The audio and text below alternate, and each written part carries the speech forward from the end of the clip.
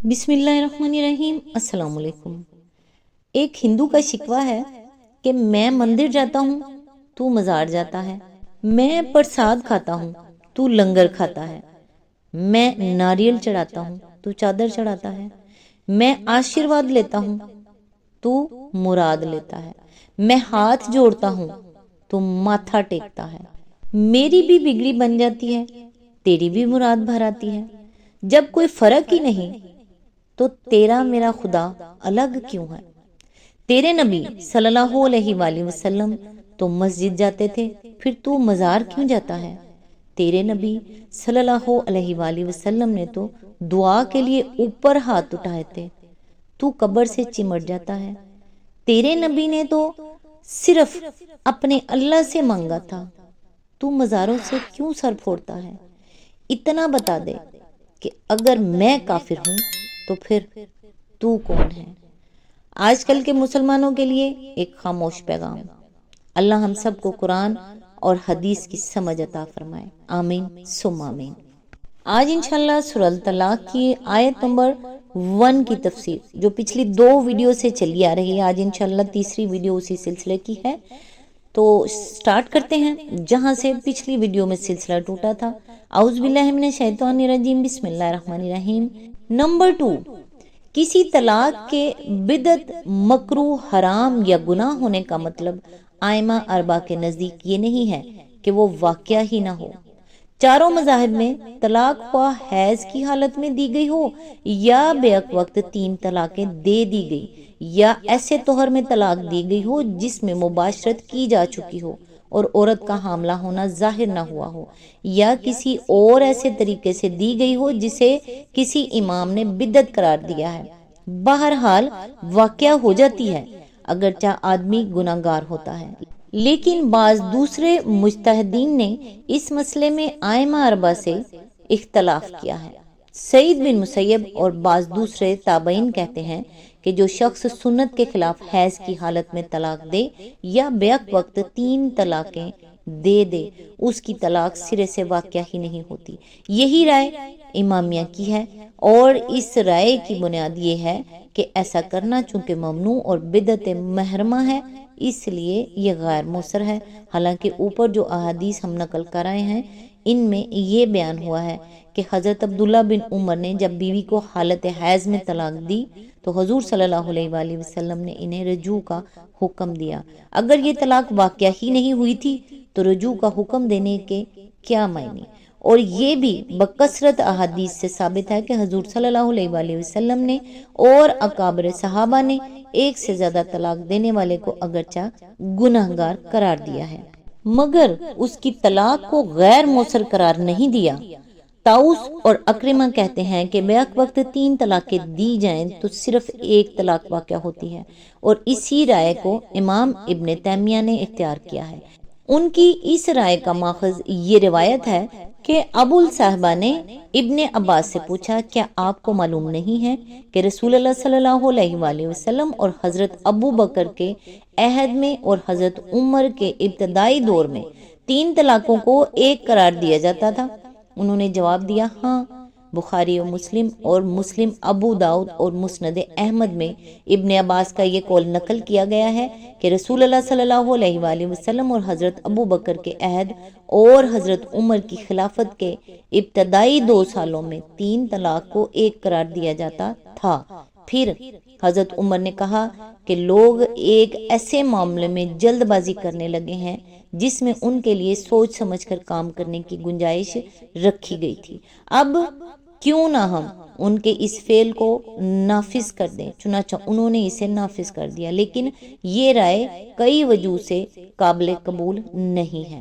اول تو متعدد روایات کے مطابق ابن عباس کا اپنا فتویٰ اس کے خلاف تھا، جیسا کہ ہم پہلے نقل کر چکے ہیں۔ دوسرے، یہ بات ان احادیث کی بھی خلاف پڑتی ہے جو نبی صلی اللہ علیہ وآلہ وسلم اور اکابر صحابہ سے منقول ہوئی ہیں، جن میں بیک وقت 3 طلاق دینے والے کے متعلق یہ فتویٰ دیا گیا ہے کہ اس کی 3 طلاقیں نافذ ہو جاتی ہیں۔ یہ احادیث بھی ہم پہلے نقل کر چکے ہیں۔ تیسرے، خود ابن عباس کی روایت سے معلوم ہوتا ہے کہ حضرت عمر نے صحابہ کے مجمع میں 3 طلاقوں کو نافذ کرنے کا اعلان فرمایا تھا، لیکن نہ اس وقت نہ اس کے بعد کبھی صحابہ میں سے کسی نے اس سے اختلاف کا اظہار کیا۔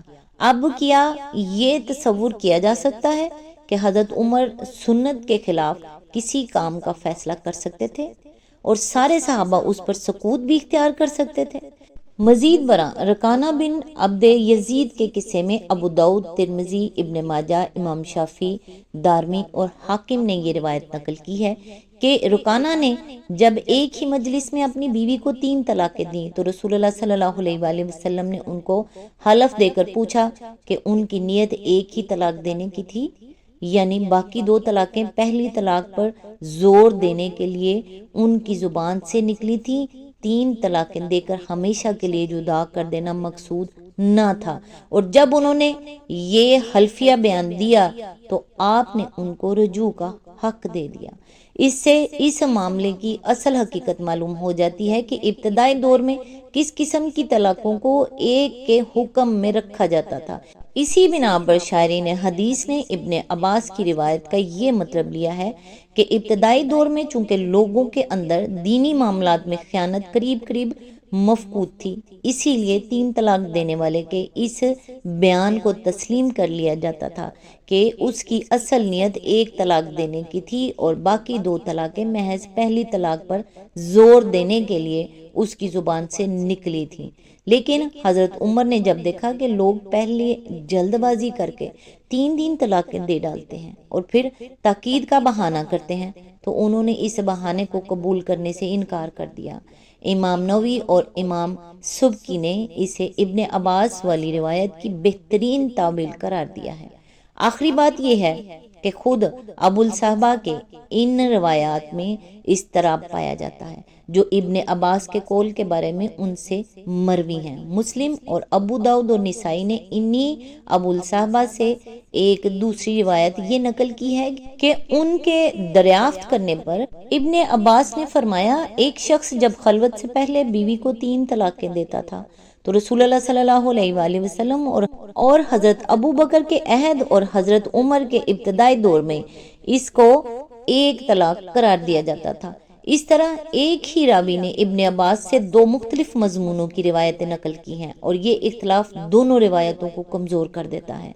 نمبر 3، حیض کی حالت میں طلاق دینے والے کو چونکہ رسول اللہ صلی اللہ علیہ وآلہ وسلم نے رجوع کا حکم دیا تھا، اس لیے فقہاء کے درمیان یہ سوال پیدا ہوا ہے کہ یہ حکم کس معنی میں ہے۔ امام ابو حنیفہ، امام شافعی، امام احمد، امام اوزاعی، ابن ابی لیلہ، اسحاق بن راہیہ اور ابو ثور کہتے ہیں کہ ایسے شخص کو رجوع کا حکم تو دیا جائے گا مگر رجوع پر مجبور نہ کیا جائے گا۔ امدۃ القاری ہدایہ میں حنفیہ کا مذہب یہ بیان کیا گیا ہے کہ اس صورت میں رجوع کرنا نہ صرف مستحب بلکہ واجب ہے۔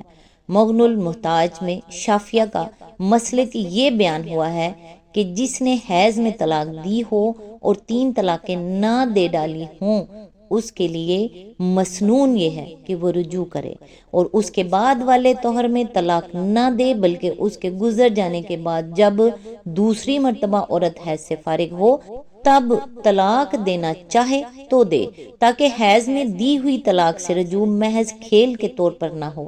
الانصاف میں حنابلہ کا مسلک یہ بیان ہوا ہے کہ اس حالت میں طلاق دینے والے کے لیے رجوع کرنا مستحب ہے، لیکن امام مالک اور ان کے اصحاب کہتے ہیں کہ حیض کی حالت میں طلاق دینا جرم قابل دست اندازی پولیس ہے۔ عورت خواہ مطالبہ کرے یا نہ کرے، بہرحال حاکم کا یہ فرض ہے کہ جب کسی شخص کا یہ فعل اس کے علم میں آئے تو وہ اسے رجوع پر مجبور کرے اور عدت کے آخری وقت تک اس پر دباؤ ڈالتا رہے۔ اگر وہ انکار کرے تو اسے قید کر دے، پھر بھی انکار کرے تو اسے مارے، اس پر بھی نہ مانے تو حاکم خود فیصلہ کر دے کہ میں نے تیری بیوی تجھ پر واپس کر دی، اور حاکم کا یہ فیصلہ رجوع ہوگا، جس کے بعد مرد کے لیے اس عورت سے مباشرت کرنا جائز ہوگا، خواہ اس کی نیت رجوع کی ہو یا نہ ہو، کیونکہ حاکم کی نیت اس کی نیت کی قائم مقام ہے۔ حاشیہ الدسوقی مالکیہ یہ کہتے ہیں کہ جس شخص نے توأن و کرہن حیض میں دی ہوئی طلاق سے رجوع کر لیا ہو، وہ اگر طلاق ہی دینا چاہے تو اس کے لیے مستحب طریقہ یہ ہے کہ جس حیض میں اس نے طلاق دی ہے اس کے بعد والے طہر میں اسے طلاق نہ دے، بلکہ جب دوبارہ حیض آنے کے بعد وہ طہر ہو اس وقت طلاق دے۔ طلاق سے متصل والے طہر میں طلاق نہ دینے کا حکم دراصل اس لیے دیا گیا ہے کہ حیض کی حالت میں طلاق دینے والے کا رجوع صرف زبانی کلامی نہ ہو، بلکہ اسے طہر کے زمانے میں عورت سے مباشرت کرنی چاہیے۔ پھر جس طہر میں مباشرت کی جا چکی ہو اس میں طلاق دینا چونکہ ممنوع ہے، لہٰذا طلاق دینے کا صحیح وقت اس کے بعد والا طہر ہی ہے۔ حاشیہ دسوقی، یہ جیسے کہ میں آپ کو پہلے بتا چکی ہوں کہ اس آیت کی تفسیر کافی تفصیل طلب ہے۔ ظاہری سی بات ہے کہ ایک خاندان کا پورا نظام اس کے اوپر کھڑا ہے، لہٰذا آج بس یہیں تک، نیکسٹ انشاءاللہ یہیں سے سٹارٹ کرتے ہیں جہاں سے سلسلہ ٹوٹ رہا ہے۔ تب تک کے لیے دعاؤں میں یاد رکھیے گا۔ اللہ حافظ۔